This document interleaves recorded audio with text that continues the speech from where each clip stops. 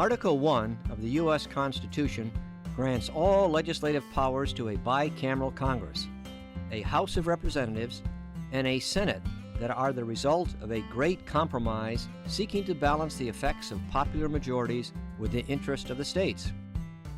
Our system currently provides for a 2-year term of office for House members from the 435 population-based districts. In the Senate, voters of each state elect 2 senators who serve 6-year terms that overlap, such that only 1/3 of the chamber is up for election in any given election cycle. The 2 chambers are fundamentally equal in their legislative roles and functions. Only the House can originate revenue legislation, and only the Senate confirms presidential nominations and approves treaties. But the enactment of law always requires both chambers to separately agree to the same bill in the same form before presenting it to the President. Because each chamber has the constitutional authority to make its own rules, the House and Senate have developed some very different ways of processing legislation, perhaps partially flowing from their constitutional differences. In general, House rules and practices allow a numerical majority to process legislation relatively quickly. Senate rules and procedures, on the other hand, favor deliberation over quick action, as they provide significant procedural leverage to individual senators. Congressional action is typically planned and coordinated by party leaders in each chamber, who have been chosen by members of their own caucus or conference. That is, the group of members in a chamber who share a party affiliation. Majority party leaders in the House have important powers and prerogatives to effectively set the policy agenda and decide which proposals will receive floor consideration. In the Senate, the leader of the majority party is generally expected to propose items for consideration, but formal tools that allow a numerical majority to take action are few. Instead, majority party leaders typically must negotiate with minority party leaders and often all senators to effectively conduct Senate floor action. In both chambers, much of the policy expertise resides in the standing committees, panels of members from both parties that typically take the lead in developing and assessing legislation.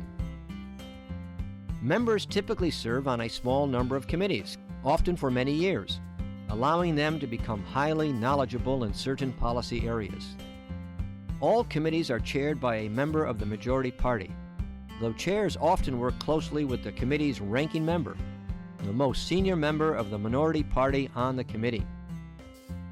In almost all cases, the ratio of majority party to minority party members on a committee roughly reflects the overall partisan ratio in the congressional chamber. Committee members and staff focus much of their time on drafting and considering legislative proposals, but committees engage in other activities as well. Once a law is enacted, Congress has the prerogative and responsibility to provide oversight of policy implementation, and its committees take the lead in this effort.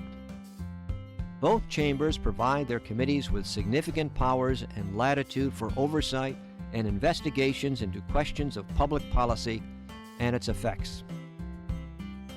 While the engine of legislative ideas and action is Congress itself, the President has influence in the legislative process as well. The President recommends an annual budget for federal agencies and often suggests legislation. Perhaps more significantly, the power to veto legislation can affect the content of bills passed by Congress. Since it is quite unusual for law to be enacted over a presidential veto, Congress typically must accommodate the President's position on proposed policies. The process by which a bill becomes law is rarely predictable and can vary significantly from bill to bill. In fact, for many bills, the process will not follow the sequence of congressional stages that are often understood to make up the legislative process. The presentations on specific topics that follow present a more detailed look at each of the common stages through which a bill may move. But keep in mind that the complications and variations abound in practice.